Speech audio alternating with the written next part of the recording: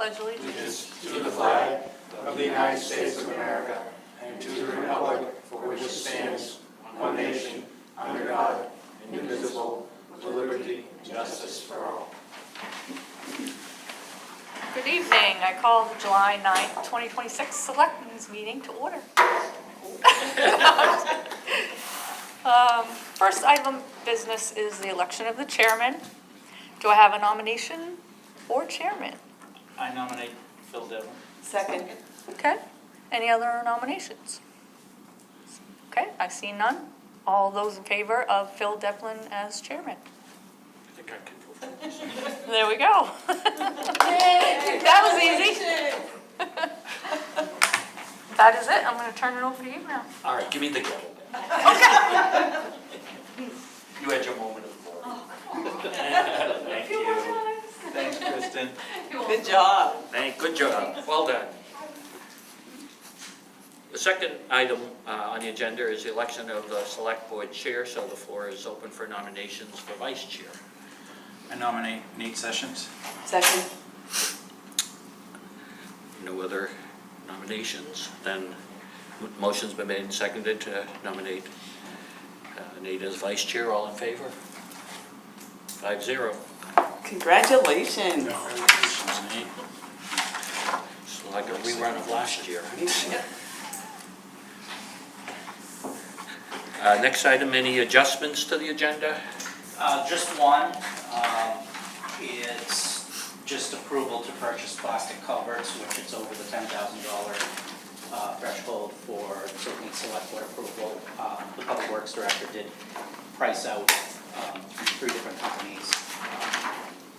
So we'll go with the lowest cost, 3. So, you want me to add that in the agenda under old business? Sure. Do you need a vote on that? Yes. Is that, okay. So we'll add that under old business.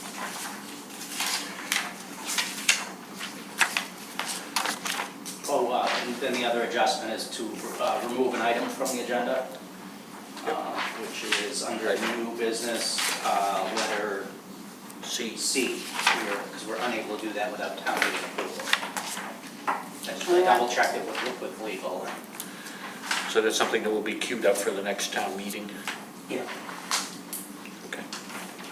Unless they fundraise, that's another option, is they may seek fundraising opportunities to be able to buy the lot, so.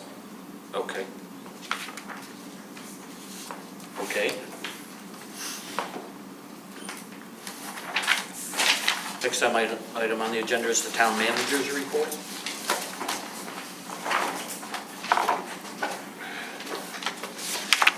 On June 17th, I was able to attend the annual Maine Municipal Association Human Resources Conference. So I've got some valuable takeaways. There were a couple of particular workshops that fit right in with some things going on here. And there was materials that I was able to take with me to use as templates as well. So, so that was definitely worth the trip over there. The state health inspector met with us at the snack shack. I think it was like the week before summer rec started. We just wanted to double check and make sure that everything was in compliance with the standards, and they were.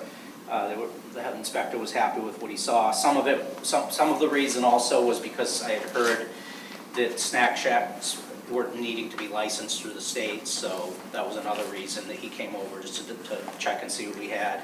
I haven't heard back from him about whether we are going to have to get licensed or not, but he says that he'll work with it. We were able to open anyway and use it in the meantime, and if we do need to, he'll let us know and work with us through the process. So,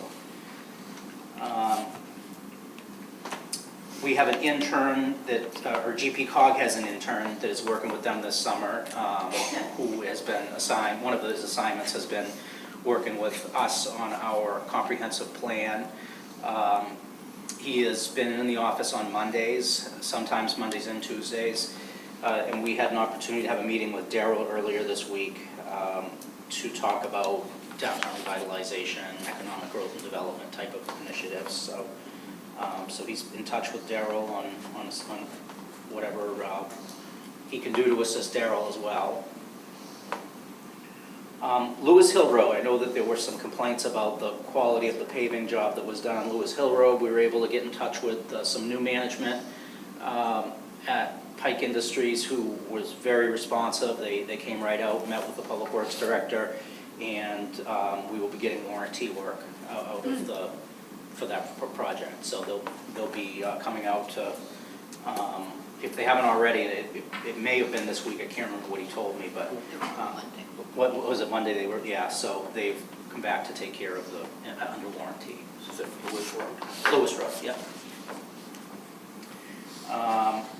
Catherine has been working on a welcome packet for new residents. Kind of one of those things I've always thought would be a nice thing for towns to have. I know when I moved into Bridgeton, I went to the town office, is there any kind of like a info kit or like a, you know, that gives you, and they're like, no, we don't have anything like that. So I just looked at what she has for a draft, it's coming along, so I'll have that on for an agenda item to have you take a look at it when it's finished. Great idea. Personnel policies in the hands of legal, and I did catch up with our attorney through Drummond and Woodsum, and on that as well as various other issues that have been kind of been a little bit jammed up in the wheels of progress, and that should only be a couple of weeks. They have an attorney that specializes in personnel stuff. So hopefully, my goal would be to have that on for the July 23rd meeting. If they can get it to us in time. Some other upcoming things that are in the queue that I've got on the dry erase board. For the next July meeting, we'll have the Q4 finance report. And then 3 other policies I'm looking at, working on, hopefully at least getting one of them moving for the next meeting. The use of revolving fund policy. So in order for us to be able to take funds out of the recreation reserve accounts, we need to have some kind of a policy on that. So I'll be working with the finance director on getting that going. I'm going to start working. I'd like to start working on a governance policy and a lake level policy as well. Also, another item that had popped up for the 23rd is going to be a request for grant fund, request for me to apply for a grant through the Maine Community Development Foundation for, they offer grants of $10,000 for assisting planning boards and code enforcement with updating ordinances to comply with the affordable housing, any changes to do with LD 1829. So that, because that goes into effect for July of 27. So that'll give us the year to get things in order.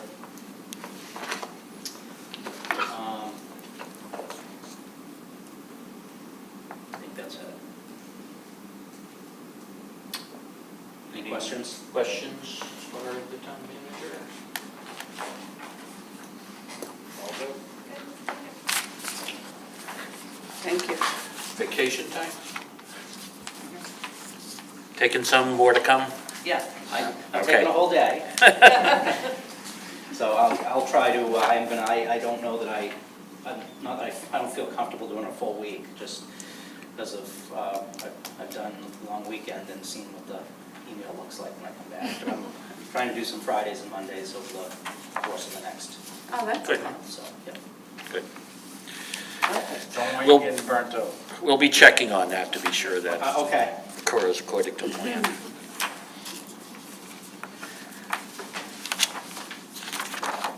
Next item is additional reports, and we have a wealth of information.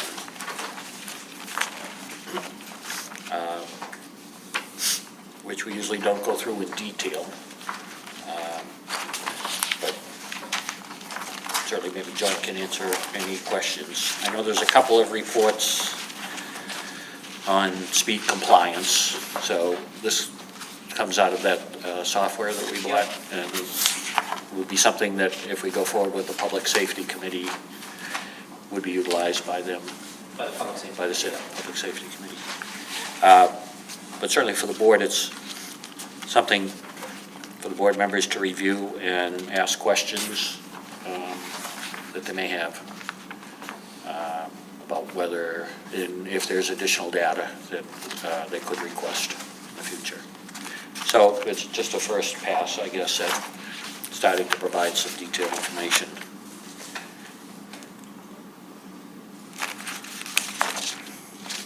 And as well as speed mitigation reporting, we have general assistance.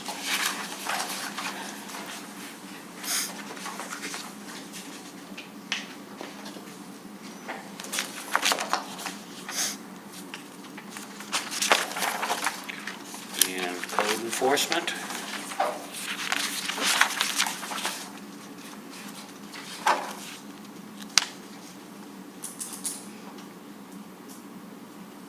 Something you'll notice in the code enforcement report is in a couple of the areas of permitting, there does seem some downward trending on building permits and plumbing permits Oh,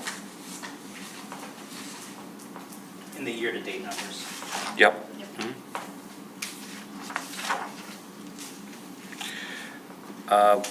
Year-to-date numbers for code enforcement are calendar year? I believe that's what he Yeah, he does. Okay. It's in the calendar. Yeah.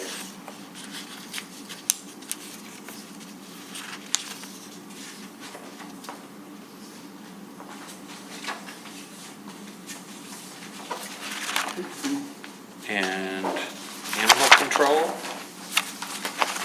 Animal control had a fairly busy month, relatively Yeah. speaking.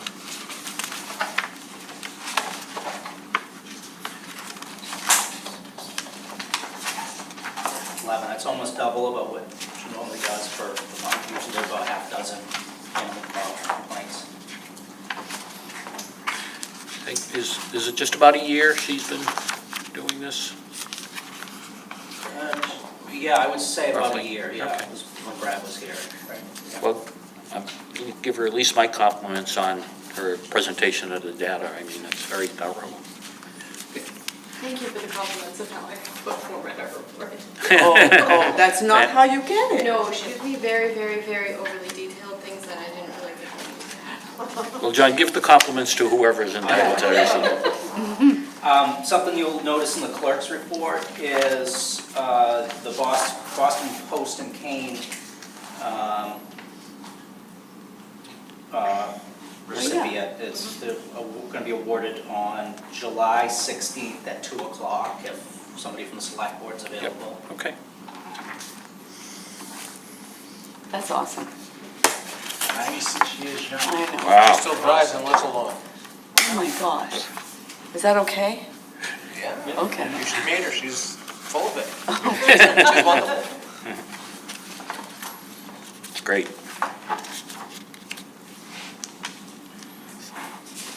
Something out of the, I noticed in the rec report was that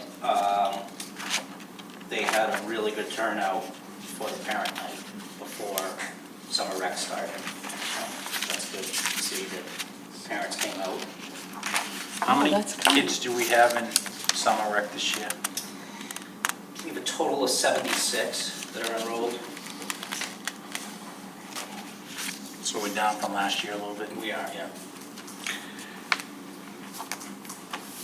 I saw in the paper that Casco was the only one in the area having a swim program this year. Bridgeton does too. I'm sorry? Bridgeton has swim lessons as well. Okay.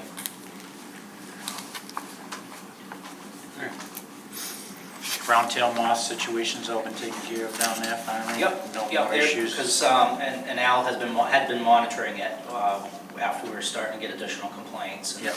And I think the biggest thing that seemed to clear it out was we had two good rainstorms in the course of the week. And you didn't see a lot of remnants of anything left after those rainstorms.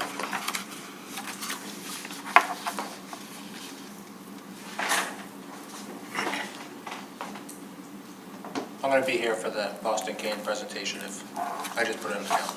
Okay. Unless there's a fire. Unless other duties call. Correct. Yes.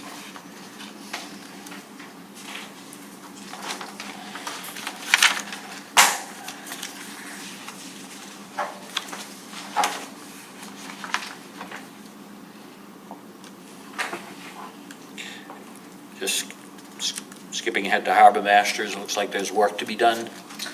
In tracking of the moorings, Yeah. yeah, they've got 260 completed applications, but for some reason I don't know if that's in a spreadsheet or which system he's referring to that has over 600. So you're working on sorting through any unidentified or duplicate things that could be duplicated.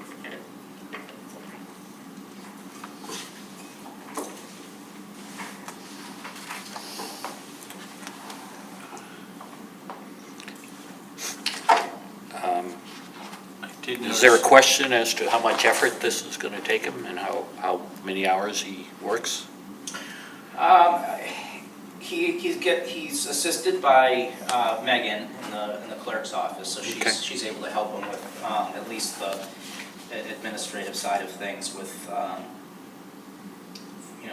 and then he, as he's out on his routine patrols, I believe he also spends some of that time checking out the moorings. Okay. I don't know if he was giving us a heads up in his statement about this may generate frustration. So,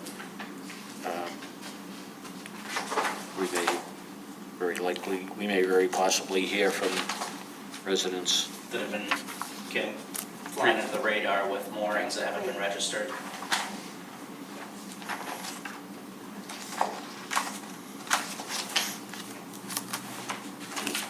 That is quite a task he has there. Yes, he does. Hmm?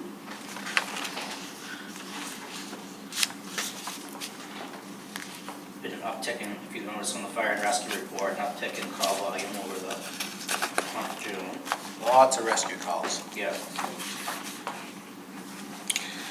John, I know at one time you were producing some stats on response coverage. And I guess as we start the next fiscal year and we get the public safety committee going, we should continue that sort of reporting. Yep. Okay.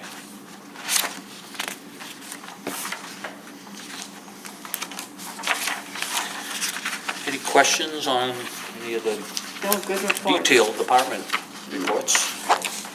A lot of good information that takes some time to digest.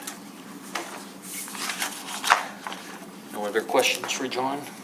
Nick?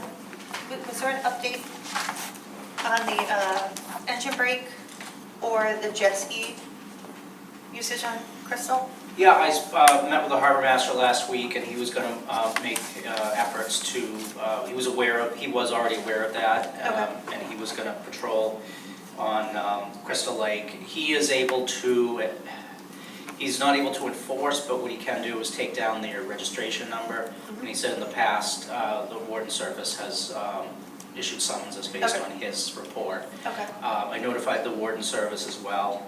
As far as the engine brake, I did talk to DOT. They will not put a sign up unless we have an ordinance. The Public Works Director is going to be working on putting up some courtesy, no engine brake signs. Great, thank you. I was out on Crystal Lake on 4th of July, and I noticed only 3 jet skis out there, and they weren't causing any issues. No. I was out there all afternoon.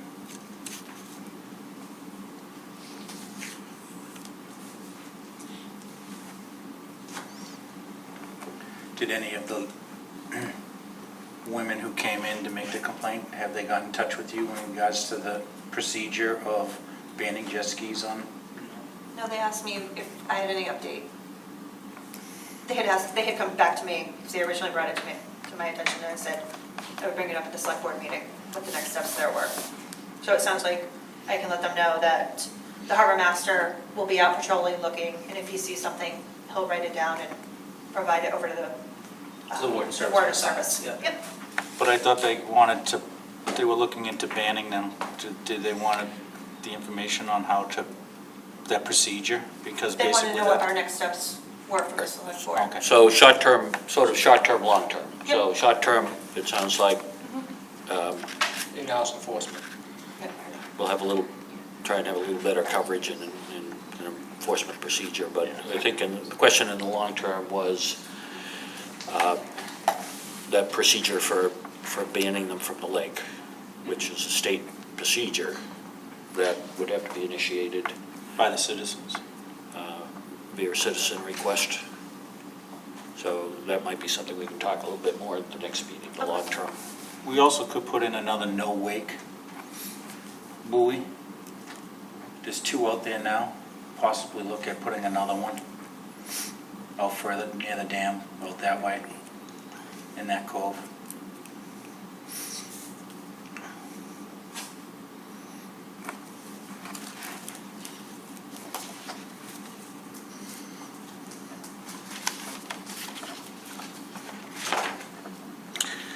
Any other questions for John?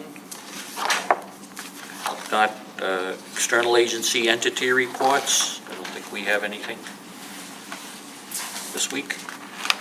No? We'll move to public participation.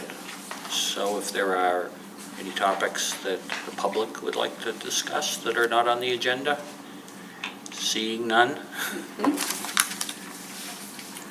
We'll move on to consent agenda and 2 items, the approval of warrants, which have all been signed. And approval of minutes for the select board meeting of June 25th, 2025. Entertain a motion to approve the consent agenda as stated. I make a motion to approve the consent agenda as stated. Second. Motion's been made and seconded to approve the consent agenda. Any questions, discussion? No? Hearing none, all in favor? 5-0. Move on to old business. And remote and hybrid meeting policy. And John, I think you had a couple of changes. Yep, I removed From our last the section, anything that included specifics to the type of platform. And also any reference to it being an emergency, so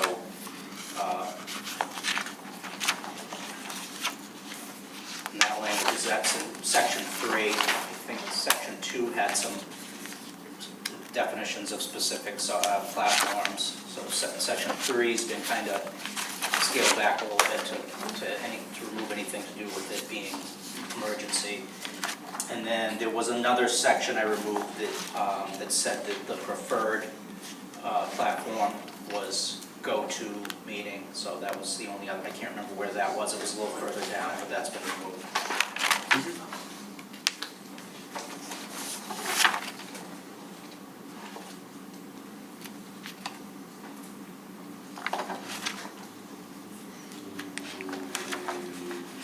Any questions for John? Any concerns? Did notice a couple typos on the first page, minor things. Third line up from the bottom.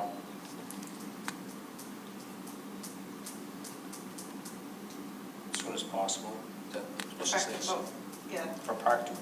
Oh, I looked that up, it's a word. Is it Pra- really? It is. Practicable? Yeah, I know, I saw that, that's why I looked it up. And It is. Okay. It is. All right. It's not used It's as like a frequently. combination of As soon as, yeah. practical and possible combined. Yeah. Okay.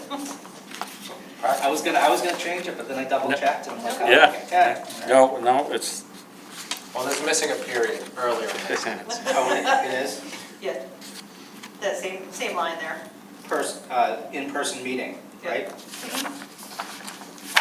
Practicable. practicable, yes. You're right. Fair enough, See, sorry. you learned something.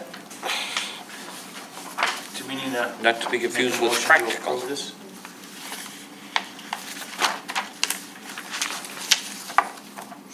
What's that, Mike?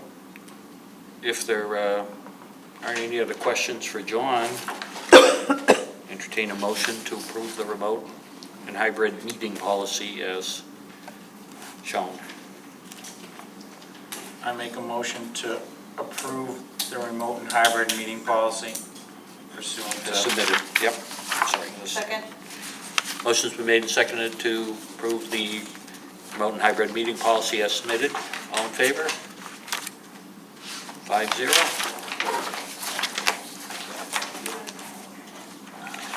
And I think we added here, an item B, the culvert. Oh, yeah. I couldn't get it to print correctly, but I'll give you the numbers. The green section is in order from top to bottom, $13.97, then $19.49, $30.49, $54.56.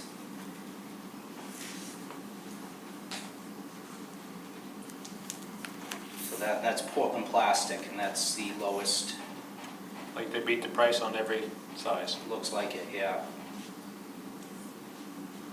GP Cogs doesn't do a bulk buying on this, they don't? I don't believe culverts is on the list. There are several things that are, but. I don't- Culverts isn't one of them? It could be, I don't remember seeing it. Okay. Got the list right on my computer too. So you need a motion to approve this?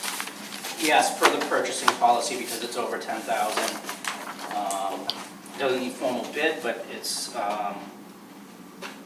we to, price it out with 3 different vendors, and what was the lowest price, we make a recommendation of the select board. Ready for a motion? I think so, yep. I make a motion that we approve the purchase of culverts from Portland Plastic Second, for the amount of $14,810. second. So the motion's been made and seconded to approve the purchase of the culverts for $14,810 from Portland Plastic. All in favor? 5-0.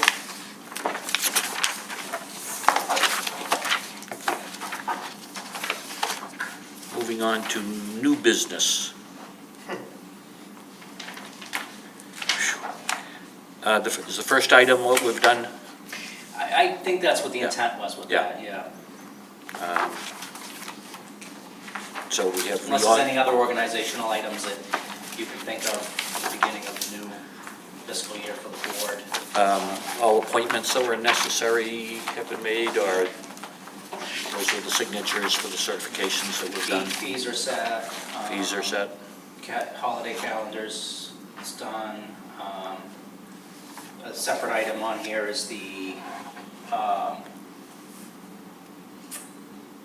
review treasurer's disbursement warrant. Okay. But I think that's, So we're officially organized for another year. I think so. All right, we'll move on to item B, which is school district withdrawal committee appointments. So the board has formally created the withdrawal committee. The committee will consist of 4 members. Is it limited to 4? It's limited to 4 official members, Okay. but other people can attend the meetings. Okay. Just can't be voting members. Can't be voting members, that's right. According to what, Okay. I mean, It's it on. seems Yes. like there's a lot of Yes. interest, so I'd like to I know. get as much yep, thought and idea there, so. So one of the things that the board, the committee will do, will organize itself, and it can certainly make up organizational rules and procedural rules in terms of how it wants to handle participation. So that might be something that, for the committee to think about if it turns out there's a lot of public interest and you get a lot of attendance at meetings.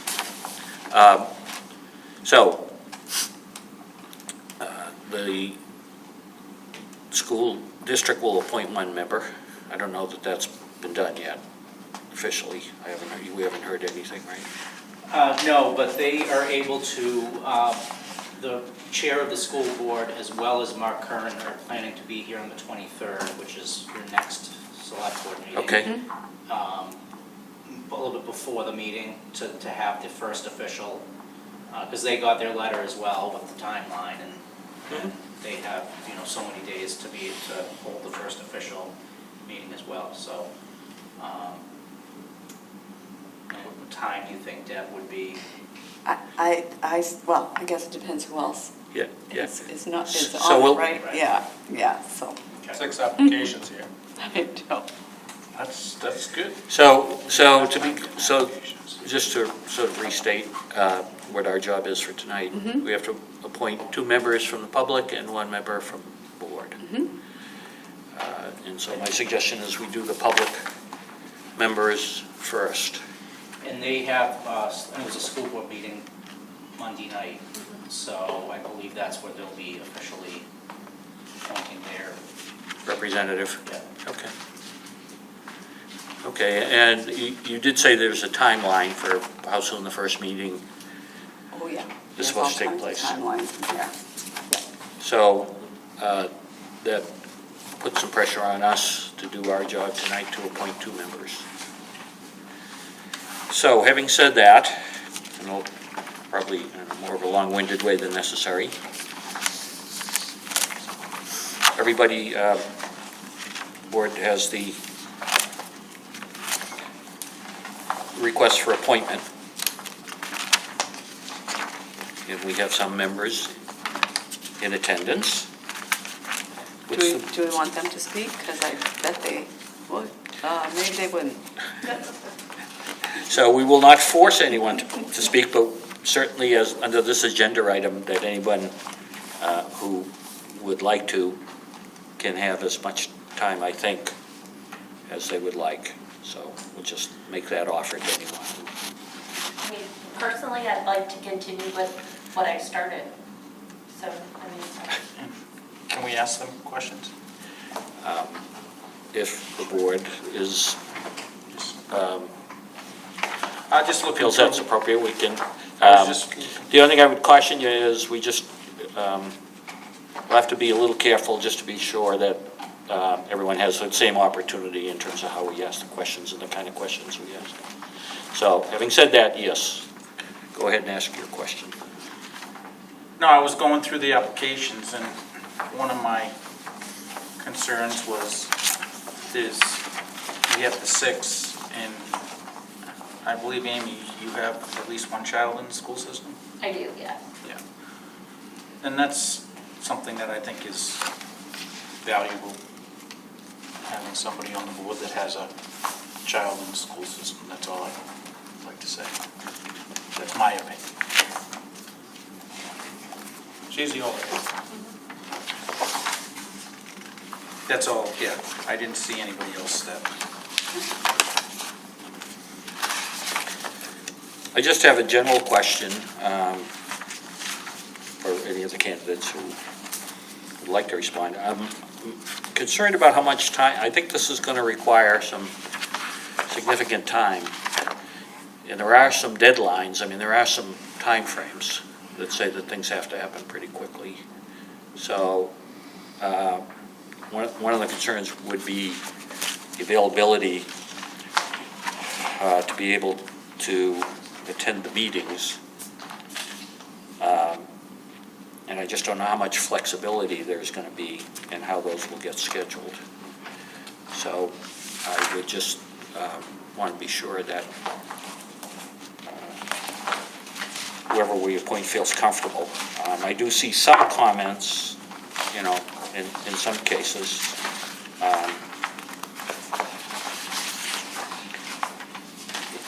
Amy, in your case, you work full-time. Yeah, and I've been paying attention to Buckfield because they're going through this and Yep. are, and most of their meetings have been evening because every member has Okay. a full-time job, so, and they've actually Yep. finished step 8, so they're meeting on interview review right now. Okay.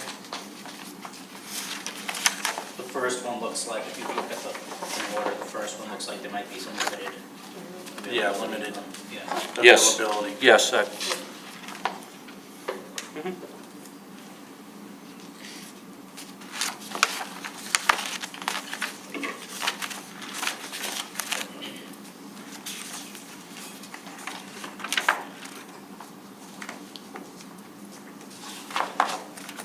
Should I say anything? Yes, I think you are simply one of the board members at this point in time. Okay. you have some familiarity. Yes, I do. And you probably have, of the board members, the best understanding of what has to happen next.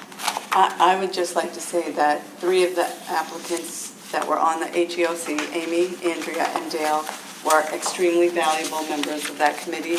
They attended almost every meeting, they had great input, they helped us gather information. Andrea is very humble. She has a lot more experience than is written on this application. She actually was involved in a withdrawal process in Connecticut. They didn't go through with it, but she was involved, which that was very valuable for us.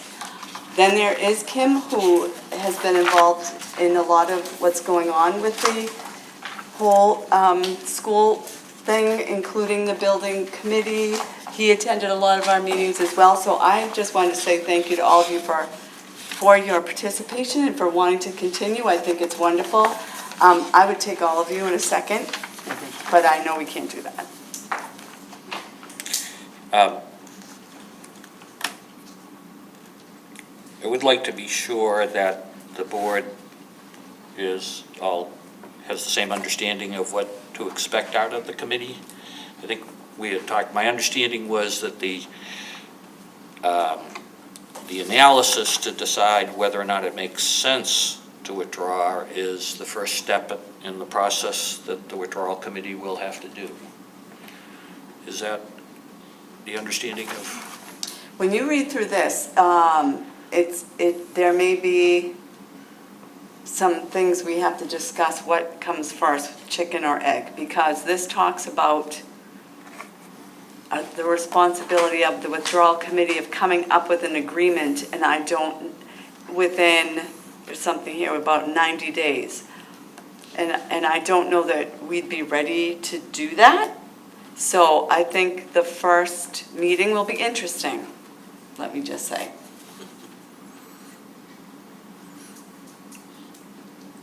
Let me make sure I understand what you're saying. The I don't. timeline is fairly rigid as stated in the statute. And I think the first meeting, we will be establishing that timeline to make sure we all understand what it is. Okay. Let me just state it a different way, just to Yeah. be sure. I think the concern is that the statute, the ballot question was misleading in terms of the way it's stated about, it seems though we're voting to withdraw. Correct. Okay, that's not the case. The vote was really to look at whether withdrawal makes sense, and then if it makes sense, We vote again, yes, to then do a negotiation yes. process. Okay, so I think what you're saying is because that step of determining whether withdrawal is practicable, that this timeline, if we're held to it, might be more of a 100-yard dash than a marathon. I just don't know what this statement about this agreement must be submitted to the commissioner with 90 days after the committee is formed. I don't know what that agreement is. It's not clear. I think with the help of our educational consultant that we Yeah. had, and also the attorney, all withdrawal committees have a consultant and an attorney on it, because there's stuff that, as a layperson, we don't know the law. And they would be the ones that say, and you can also, if you don't make the 90 days, you can ask Oh, that's right. for an extension. Extension, okay. I do have a question, a general question for any of the candidates that might want to ask it. It goes back to this deliverable, if you will, which is determining whether withdrawal makes sense. Do you have any thoughts you want to share on what that should look like? In other words, before you would get into negotiating withdrawal, I think what the town is interested in hearing is will this be practical or not? And I don't think at this point we've talked much about what that will look like, how they will make the decision. So I don't know if you've got any thoughts. One of our major factors is where is the new elementary school going? That's what we've heard from people. So where is that new building gonna be would also change maybe what we're gonna do with the Harrison Elementary School. But we don't have any information on that, and we thought we would by the time we were Okay. getting to this point. Are there other criteria, such as financial comparison, impact on the tax rates, or educational outcomes that I you think? personally think, looking at educational options, which educational wise for the kids, like where they're gonna get the best education, it might not be a savings, but if they can get a better education Mhm. somewhere, or, at least a step above where they are. Yeah, are we gonna be looking, is the committee gonna be looking at everything? Just I think. cost, just another factor that I think should be looked at too is, I was just, like I said before, I think at a meeting, I was just shocked that Oxford Hills gave $1.4 million away in scholarships, with Lake Region only gave like $20,000 or $50,000 away in scholarships. I really think that's, and that's year after year, that's what Oxford Hills gives away. I think that should be weighed somewhat too, or what these kids are, and trade schools, is all that going to be looked at too?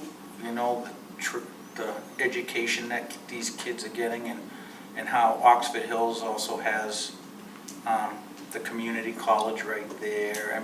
Is all this stuff gonna, I'm just asking. Yeah, of course. I don't have any As far as I know, kids, so I don't. we have to look at everything. We don't want to make this decision wrong. We don't want to do it wrong. I think one of the most important questions to answer first is there an option that keeps Harrison Elementary open? Yeah, for sure, Right. 100%. Right. And, if Lake Region is something that we look at, are they going to commit to keeping Harrison Elementary open? Right, A building that's 50 years old that has millions of dollars in deferred maintenance, who's going to pay for that maintenance? Is the district going to absorb it? All towns in the district going to absorb the maintenance, or is that going to be bared by the town of Harrison? And after we get beyond that question, it's the cost per student. And we pay $25,000 with Oxford Hills. What's the cost going to be with Lake Region? And are there going to be additional costs potentially to keep our school open? We may have to purchase the building, and we may have to pay for the maintenance. yeah. We don't know what the answer is at this point. That's right. I think, the root cause of this whole withdrawal educational options committee was the fear of losing our school. Yeah. And, is there an option that keeps our school open?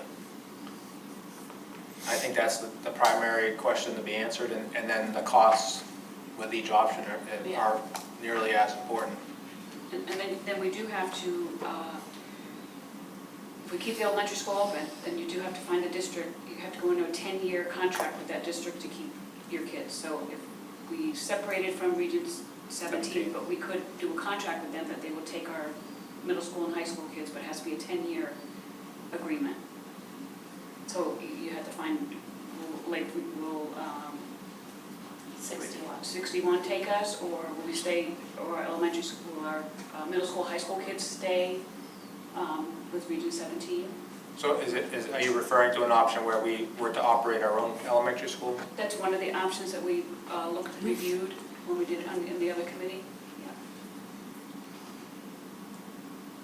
Yeah. I think it's no matter what we come up with, it's a 10-year commitment, Yes. right? Yes. No. So it's not like we can change our mind next year. We got to be sure. And we should look at it as much longer than 10 years. It should be. Yeah, true. The thought that we might do something different in 10 years down the road is, something to be considered.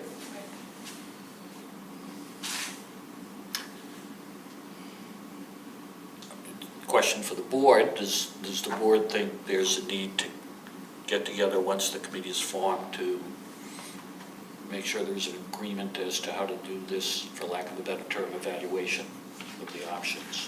What criteria to use? for example. I'm hearing three or four I things. think once the board sits down with their consultant and the lawyer, and they come up with a game plan to circle back with us and make sure we're all on the same page. And we go back to the name of the first committee, the Harrison Educational Options Committee. You know, if we honestly look at our educational options unbiasedly and provide data of what our options are, I think people would be happy to see that. I do too, and I think it will be important for us to be able to provide information as the process progresses. I know the school district put out a public statement, and I found it interesting that they seem to be suggesting that it costs more to educate a student in Lake Region than Yeah, I read it that did at too. Oxford Hills. Yeah. Now, the interesting thing is they didn't obviously use the cost to Harrison and what we pay to educate a student in Oxford Hills. They use the other. They use the other Correct. just to not. So that- You take their entire budget divided by their entire number of students, Yeah. Correct. and Yeah. their cost to educate us Right. at 17 is lower than 60. So that sort of tells us that the committee, I think, will need a public communication plan to be sure that the information is accurate. Not that I am on this or anything, but I've already talked to Catherine. The way Buckfield has it listed on their website is very, it lists each step with each date that they've completed each step. And so I think she's gonna work on, for that, under the, combine the HEEOC with the withdrawal committee page on that.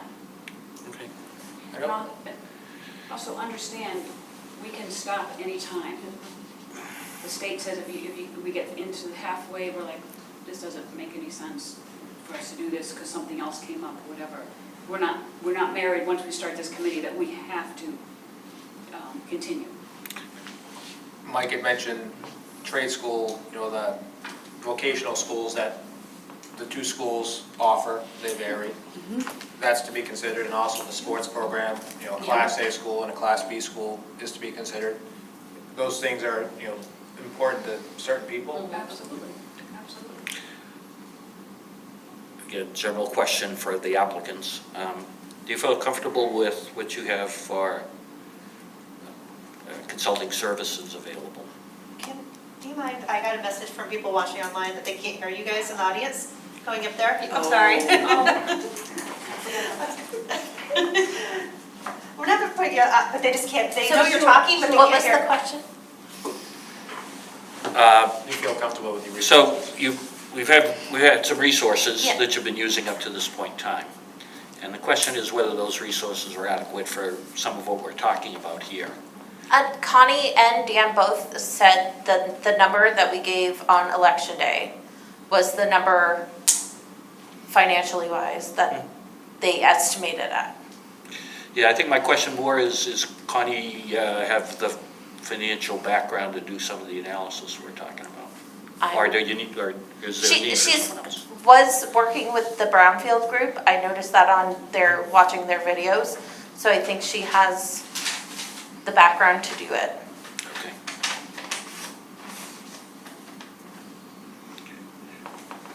Questions from the board?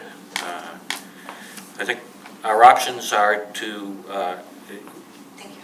make decisions tonight, select members, or to decide if we need more information before selecting from the applicants that we have in front of us, those present and those on paper. Do you know if the applicants were aware that we may be choosing the committee tonight? I just don't, I don't recall if that was listed on the posting. Any advertisement? Everyone that submitted when I informed them that you were shooting it tonight. Thank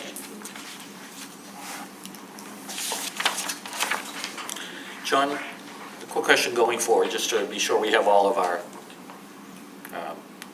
legal ducks in a row. The role, so we appoint a committee, and that committee has a budget.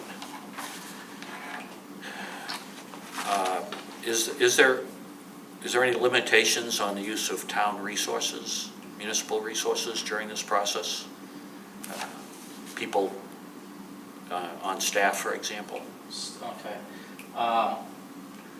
Or is it, maybe that's a question for the future, just to be sure. What's your idea? You have an idea in your head? Well, I think, so we have a budget we've assigned to this committee. Which we're assuming will be sufficient for the resources you need to do some of the things that we're talking about here. The question is, well, will it be a draw upon town resources? You mean labor? Labor, yeah. Yeah, will we start to interfere with town services with using town resources to do some of the work on this? We didn't, obviously, we haven't budgeted for town resources to be working on this withdrawal process. This is not an insignificant feasibility here that we're talking about. I just don't know how we'll be able to be sure we don't draw resources away from services we need to provide. Do you know what I mean? Yeah, I do, yeah. So maybe just think about that. So we had the HEOC for what, a year and a half, and we barely used any town resources. We didn't even meet here. So I don't anticipate a whole lot of difference unless we're supposed to meet here. I'm not sure. Well, I think from some of the discussion tonight, you're going to get tougher questions from the board going forward. There could be some work on the finance officer or, Catherine or, so I don't know the amount of. Okay, all right, just a concern, I guess. But It's something we'll have to be careful of. Noted. Did we resolve our question that we had about, can both of the appointed members be prior HEOC members? Or does one have to be somebody who had not been on that committee? It doesn't say that it couldn't be, right? The member from the public, it doesn't say whether they are required not to have been involved. That's right. That's our general understanding.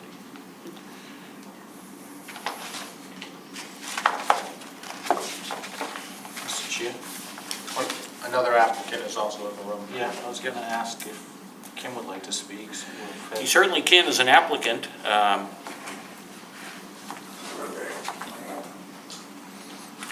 tried to sort of direct my questions to the general applicants in the room.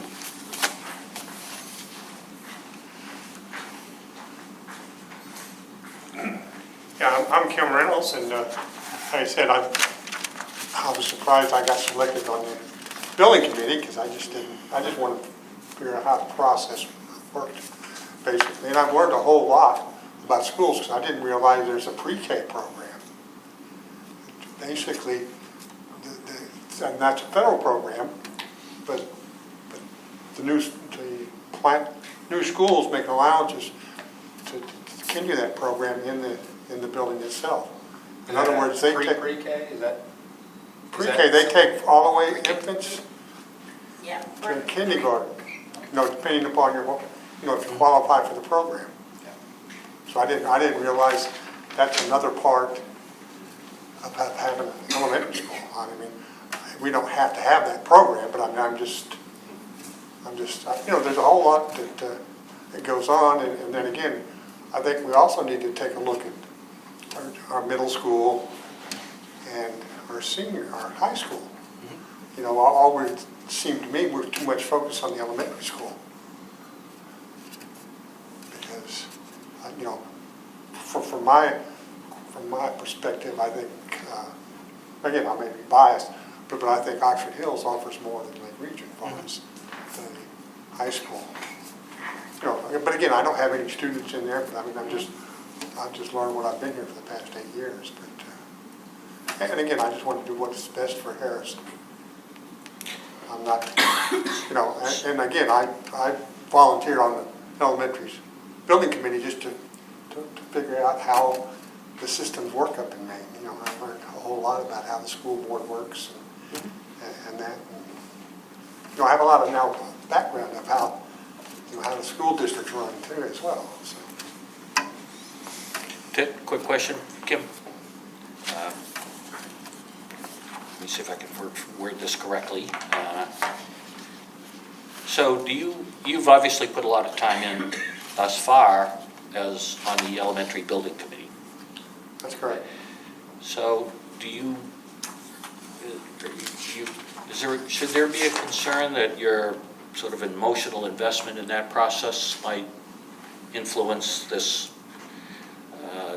hopefully complete analysis of what the options are? That you've been working on that for what, a year now? Yeah, and then we pretty much ironed the design of the school, Yeah. and it depends upon Yeah. the selection of how they lay it out. And then it's just more or less, which I know very little about the academics end of it. You know, I'm not familiar with that, but I just want fortunate, my main interest, I just want to make sure they select something that's going to last, and something that doesn't cost a lot to maintain, you know, as far as the building. And the school, the education committee, the state, they have a lot of those rules as well, because they're providing the money, so we have to follow all their rules.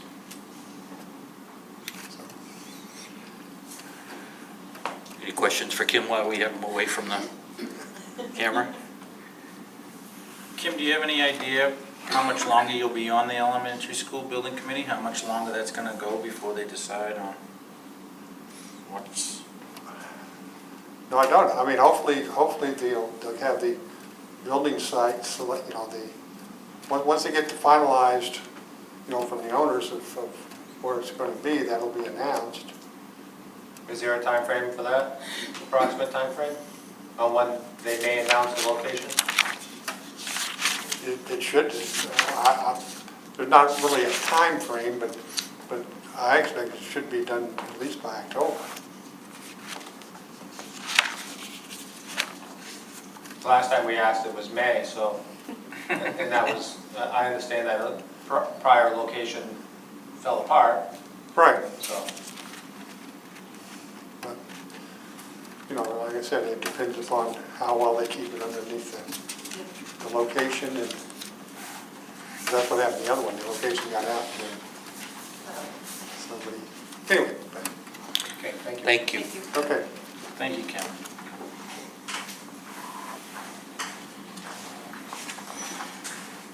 Questions?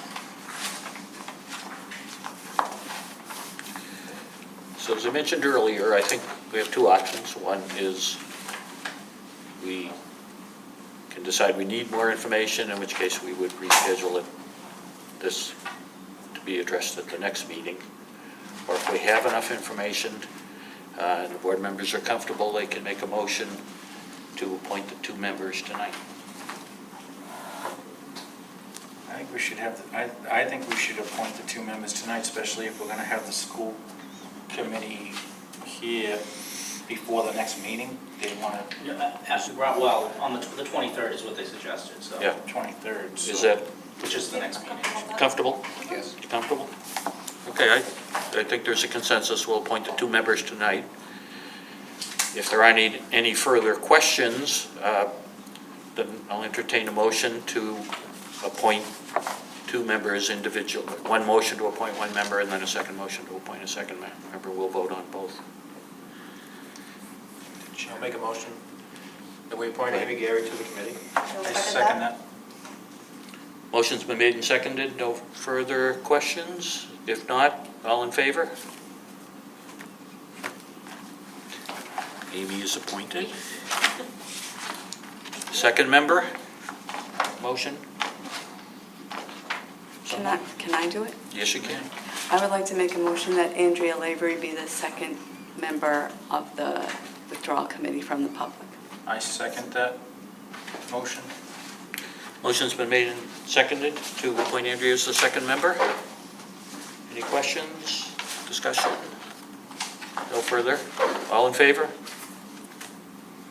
Okay. Okay, 5-0, we have 2 members that are part of the official withdrawal committee. Thank you, ladies. Thank you, Kim, as well. Yes, thank you. Will we be sending out letters to the other members, thanking them for?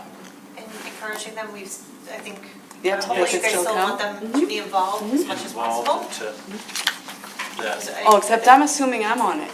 Oh, yeah, that's Well, true. that's our next order of business. Oops, I should ask you guys. Yeah. This may take a while. Okay. So the third member we have to appoint is a municipal official. And if the board doesn't have any questions, I'll entertain a motion. I'll make a motion, we nominate Deborah Kane. I second that. Okay, the motion's been made and seconded. All in favor? 5-0. Can I vote? Yeah, you Okay. can vote. Okay. Actually, I think, yes, because there's no stipend involved, so there's no financial interest, so. Good. So I All there will. is hard work now. I will volunteer to reach out to these other folks.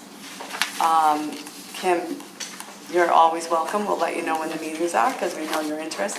And I'll reach out to the other folks. Encouraging them to, Participate if they would like. Participate. Yep. John, so just in terms of what happens next, you mentioned the 23rd? And get in touch with the school board chair and let them know that We have members. Yeah. And the burden to schedule the first meeting is on the district school board chair. So if we want to meet ahead of the select board meeting, that was your idea, I think. Can they do that? Like that same day, or do they, or what do you? the 20, yeah, they said it'd just be, make it for convenience to do it on the 23rd before the select board meeting. So just so I'm clear, that's a meeting the select board chair calls. I'm sorry, the district chair yeah. calls, Yes, at which he appoints the school member. yes. Now, at that meeting, I believe, the committee then moves to electing a chair.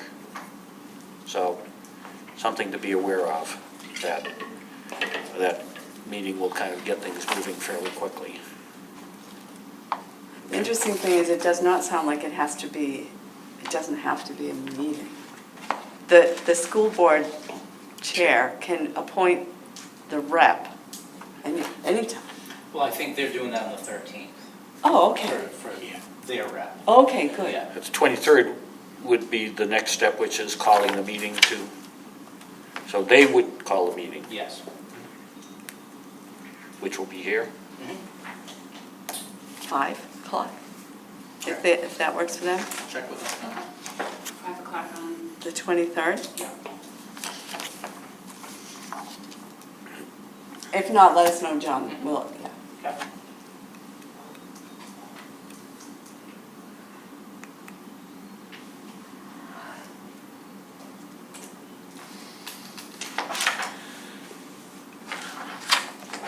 I think we're finished with that item on the agenda. Wow. Thank you. Good. Thank you.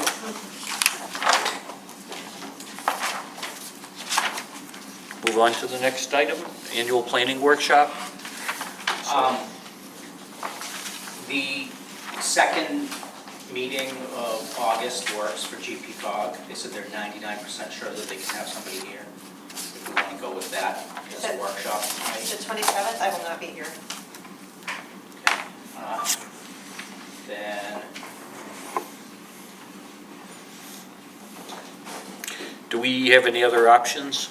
I mean, we had talked about having it in place of a select board meeting on a Thursday. yeah, I mean, we could just do an additional Thursday night. We could just do it instead of, like a workshop, instead of a select board meeting on one of our, Right, well, I think that was That was, yeah. what we were That's looking I'm for. proposing. I'm not here on August 27th. Right. So, so the question is what other date should we schedule it for? Either And, the 9th or an off Thursday night. or not Thursday night, but if we stick with Thursday night, would we do something the week before or the week after? Or do it in place of the September meeting. Right? Those would be the options. September 17th?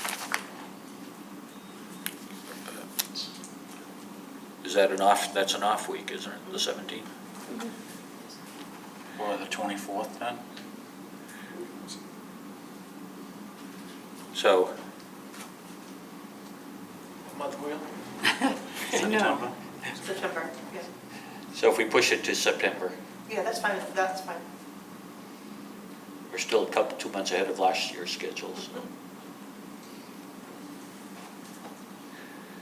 So, either, in place of either of the select board meetings or as an additional meeting? I don't care. I mean, and if we could manage in place of a standard meeting, Yep. that would be good. Then I think it would be the second meeting of the month. It seems like we do all our reports and everything the first meeting of the month, so I think Do business the first meeting of the month. meeting of the month, Yep. and then the second meeting of the month, we have the workshop. So, John, if you can ask them if they're available for this September meeting. 24. What, the 24th? 24.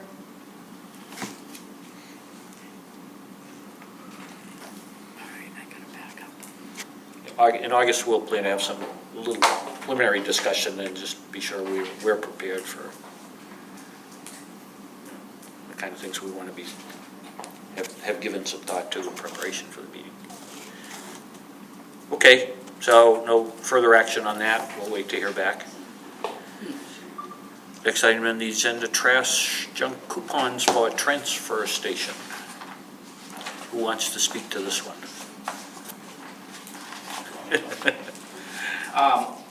So this is something that I know Catherine and Richie had put together, and Mike, you also, I talked to Catherine about it, and I thought it was a good idea. where, for, my understanding is for people that would qualify for GA, they would be able to get coupons to be able to help clean up their properties. As an So- incentive to Yep. prevent nuisance properties. I think the concept is, I fully support the concept. I think the qualifications of who'd receive it needs some conversation. Yeah, I wasn't specific to it has to be GA qualifications, because I know. Oh, it doesn't have to No, because be I know GA. those are very, very, very low. Okay. Yeah. You know, we're gonna ask people to provide any type of financial information to qualify for a coupon, and it seems. So first, let me just step back. So we'll look at this as sort of the proposal of the concept, and see if there's kind of a general idea that sounds like a good idea. And then we have to work out the details if we think it's a good idea.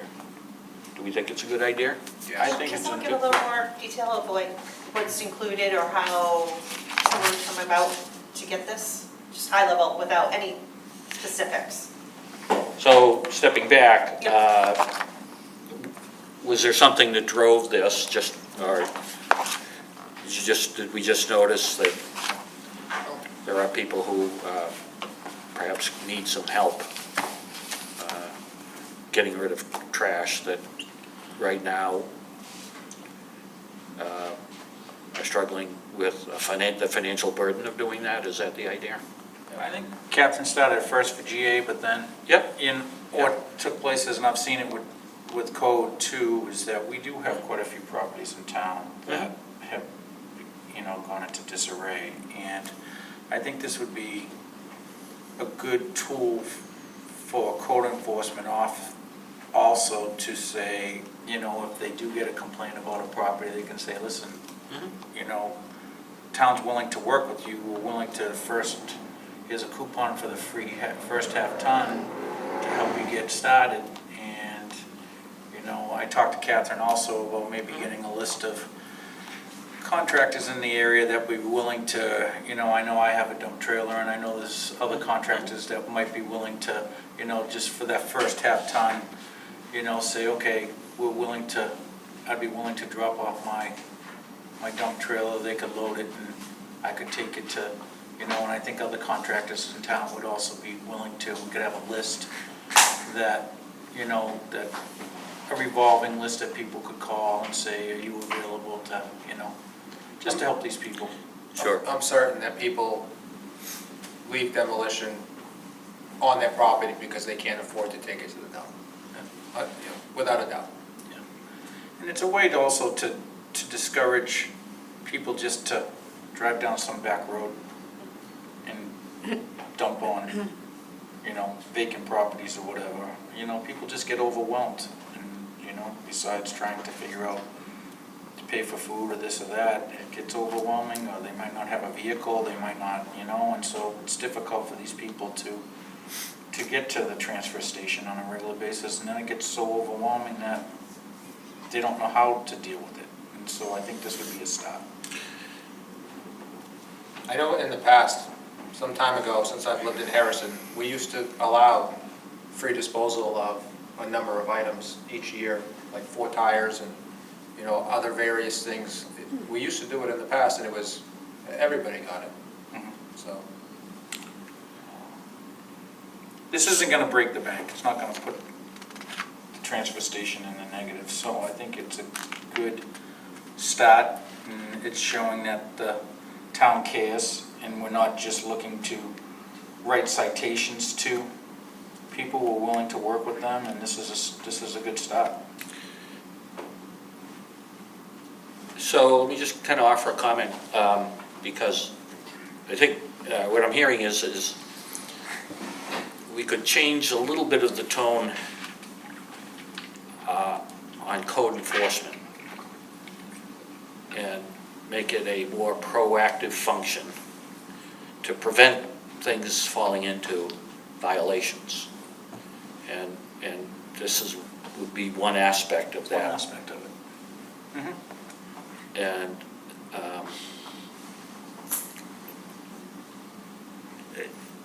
so that's, I think, one part of this is maybe looking at whether we want to simply look for potential, look for opportunities to prevent violations, things from falling into violations. And I guess, certainly GA started as one path here, but I think we should talk a little bit about, do we want to try and make code enforcement more proactive, to not wait until the violations or someone complains about the violation. That, I think, is part of the sense that there are people who, if we could notice a pending situation and Jim had some opportunity, he could guide them into how to solve the situation, resolve the situation before it becomes an enforcement issue. That this is kind of one avenue, one tool that could be available as part of that. He is dealing with a couple cases that this, may help with. Okay. And of course, the less that we have to use legal, the better, so. And the more we can prevent things from falling into violations, it improves. A half a ton, I forget what it would cost. $150 now.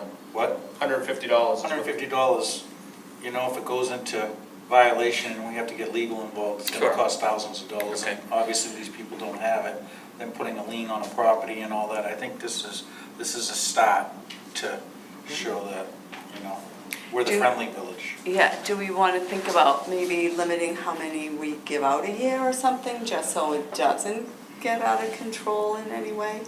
No, I think because, So, let me just suggest that there are approaches, and there's a lot of details we'll have to work out. Yeah. So,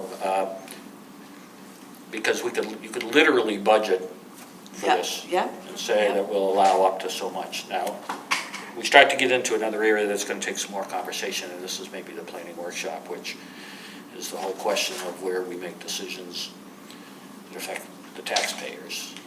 So if there's revenue we're not going to collect, that we just have to be careful about where there are property owners who had, in effect, no charges for mooring. They're not going to have charges for mooring. This is kind of a reverse scenario. We're going to allow services to be provided without charging. So we just have to be sure we put this in a consistent framework so we don't start appearing to be in conflict. It would be a good idea to have some kind of criteria that Yeah. could be followed, right? So Because it that sounds like everyone's, these are right? cases where we wouldn't see the Yes. revenue anyway. Right. Because it wouldn't be going to the transfer station, it'd be staying either on their own property or getting dumped illegally somewhere. Sure. Yeah, But we have to pay to dispose of it. We do. Right, we do have So to pay for it, so we are responsible. Right. And There is so a part cost, of it but we're is not- maybe just to be able The revenue to be side. sure we can position this as a good, good deal for the town to be, And you know, so, and the some overall of, benefit is. and some of this, remember too, is, we'd be paying for this anyways. This might not be bulk items, this might not be construction debris, this might be trash, this might be trash that Yep. we would be paying for anyways if they had a means of whatever to take to the transfer station, but, so, we would be paying for it one way or the other on probably a lot of this material anyways, And we could make that criteria, no, we will not take construction debris. Sure. We will not take mattresses, things like that, Sure. that cost us, Sure. So it's things like that. And so you're starting to get into, the public health emphasis. Which Yes. is another reason that we Yep. sort of put this together as a overall benefit.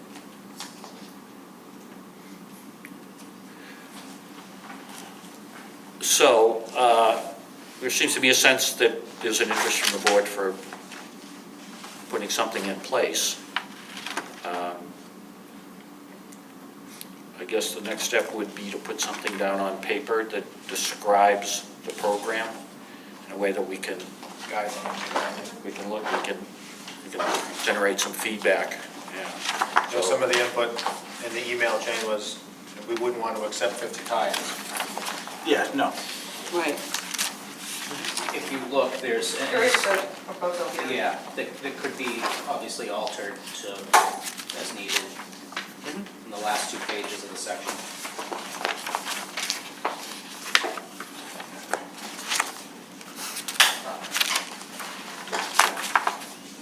So a lot of it is here in terms of the train of thought that went into this.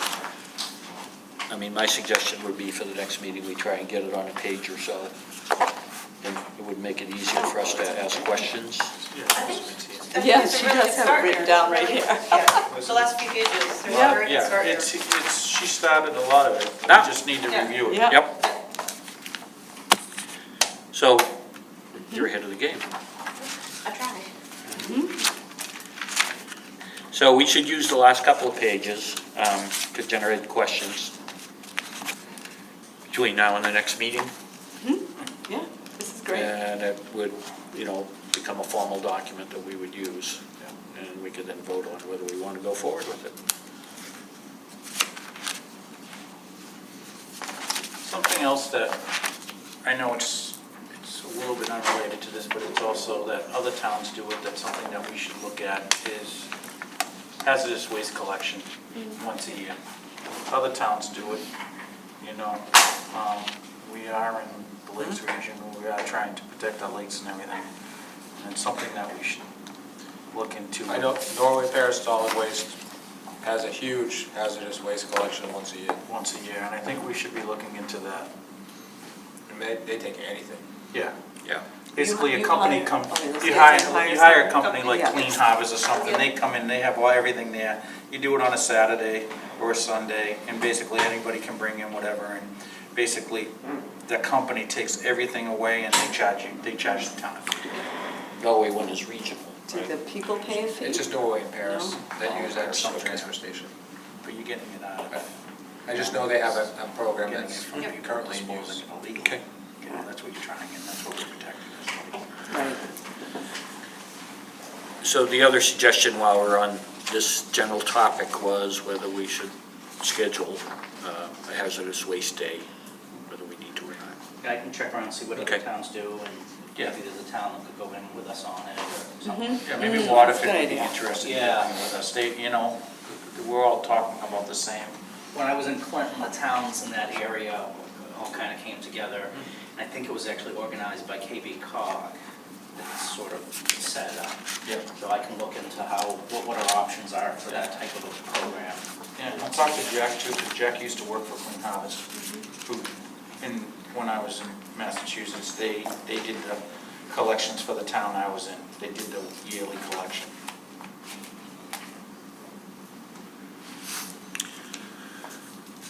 Do you, John, you or Catherine, have any questions for us on this proposal?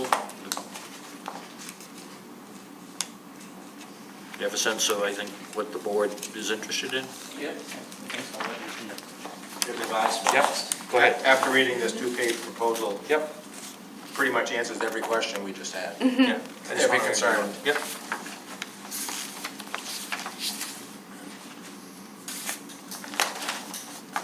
Yeah, well, I think we'll have to be real clear down on, in terms of how you describe eligibility. That'll be the sensitive subject, to be sure that it's not, that the rules are clear. We have a standard, some eligibility requirements that we hold every request to, so Yep. it's fair. Yep. And we can show the standard that we use. Okay, very good.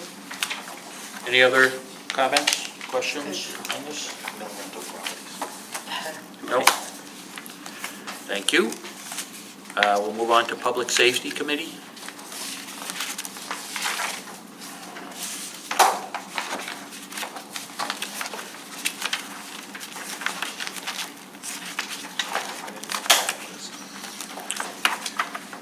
So what's our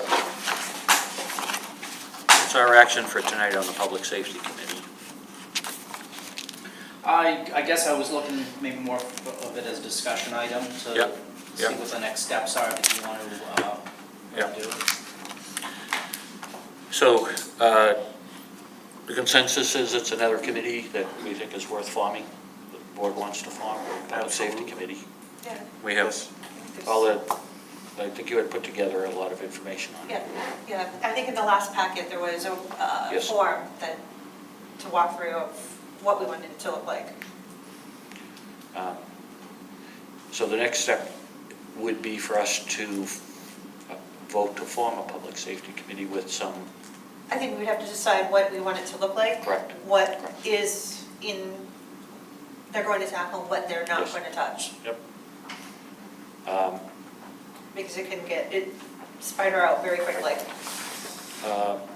So how do you want to proceed? We want to create the committee. We want to have John put together that information in a form that we can vote on that'll serve as There the was, charter. there was a worksheet in the last one Yep, to yep, walk through that yep. sort of say, we want to include this checkbox, don't include that one. You want us to complete that and give it to Did someone? Maybe you guys complete it and turn it into me and I can compile it? For the next Yeah. meeting. Yeah. Okay. Okay. And formulate that in the sense of what you, it sounds like the board is interested in having the committee. Catherine, do you mind resending it to everyone? Because I'm not sure. I have it still. Yeah, okay, well, we can make it easy for everyone. Sure.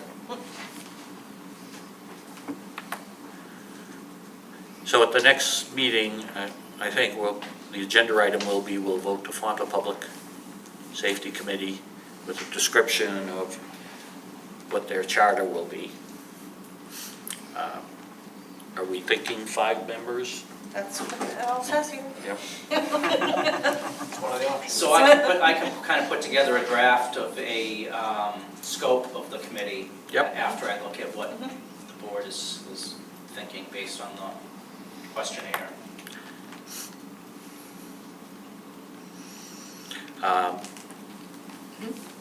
So the board members will submit the questionnaire to the town manager.